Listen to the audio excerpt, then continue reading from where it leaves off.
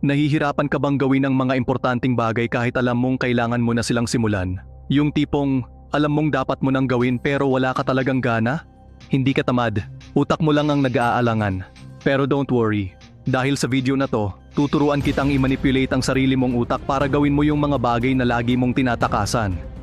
Gamit natin ang Lotus Method, isang 5 hakbang na sistema na sobrang simple pero sobrang powerful. Ready ka na?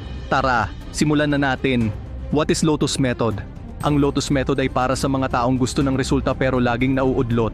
Perfect ito kung palagi kang napaparalyze sa dami ng kailangan gawin, kung gusto mong magbago pero hindi mo alam saan magsisimula, o kung gusto mong i-rewire ang utak mo para gumalaw kahit ayaw mo. At ang maganda dito, hindi mo kailangan ng extra willpower. Kailangan mo lang sundin ng 5 simpleng hakbang. Step 1. Ang letter L sa Lotus, Layered Breakdowns. Ito ang pinakaunang hakbang. Huwag mong labanan ng buong dragon. Isa-isahin mo ang mga kaliskis nito. Ang ibig sabihin nito, hatiin mo ang malaking gawain sa maliliit at sobrang simple na hakbang. Bakit? Dahil ang utak natin, madaling ma-overwhelm. Pag nakita niyang malaki ang task, i-stress niya tayo at iiwas siya. Pero kung hahatiin mo sa sobrang liit, halimbawa, imbes na gawin ang buong report, gawin mong buksan ang document at mag-type ng isang sentence.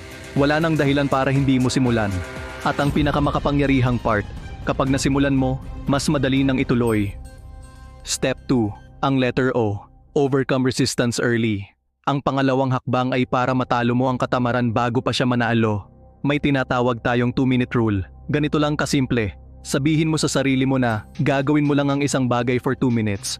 Halimbawa, gumalaw lang ng konti, magbasa lang ng isang paragraph, or mag-stretch lang ng sandali. Bakit effective to? Dahil once na nasimulan mo na, na-bypass mo na ang resistance. Ang pinakamahirap ay yung umpisa, pero once na tumapak ka na, tuloy-tuloy na yan. Gamitin mo to sa kahit anong trabaho. Schoolwork, workout, side hustle, kahit sa paglilinis. Step 3. Letter T. Trigger rewards. Pangatlong hakbang, gamitin ang sistema ng utak mo na nakaset para sa instant gratification. Ibig sabihin, bigyan mo ng premyo ang sarili mo agad-agad pagkatapos ng kahit maliit na progreso. Hindi mo kailangang hintayin matapos ang buong goal. Halimbawa, kapag nakapagsimula ka na, pwede kang uminom ng favorite mong kape. Kapag nalinis mo na ang isang parte ng bahay, pwede kang manood ng isang episode ng paborito mong palabas. Ano ang epekto nito? Nai-rewire mo ang utak mo na i-associate ang hard work sa reward. Dati, tamad ka kasi walang thrill. Ngayon, naghahanap-hanap na ang utak mo ng game na nakafocus sa reward. Step 4. Ang letter U sa Lotus, Unleash Visualization. Ngayon, gumamit naman tayo ng imagination para buuin ang tamang mindset. Ang visualization ay technique kung saan iisipin mo ang sarili mong tapos na ang task. Successful ka, confident, at proud sa sarili. Isipin mo na tapos mo na ang assignment mo, malinis na ang kwarto, nakapag-gym ka na. Ano ang pakiramdam? Anong itsura mo? Anong sinasabi ng mga tao sa'yo? Paulit-ulit mong isipin yan para maniwala ang utak mong posible. The brain doesn't know the difference between real and vividly imagined experiences. Kaya kung madalas mong i-visualize ang success, mas willing ang katawan mong sundan ito sa totoong buhay. Step 5. Ang letter S sa Lotus. Set micro-challenges. Huling hakbang. Gawing exciting ang boring. Paano? Gawin mong challenge ang mga simple mong tasks. For example, kaya ko bang matapos ito in 15 minutes? O kaya naman ay, kaya ko bang malinis ang kwarto bago mag-alas 3? Pag ginawa mong parang laro, hindi na siya mabigat. Nagkakaroon ng thrill, may sense of urgency, at mas nai-enjoy mo kahit simpleng bagay lang ang ginagawa mo. Ang micro-challenges ay parang mini-games ng productivity.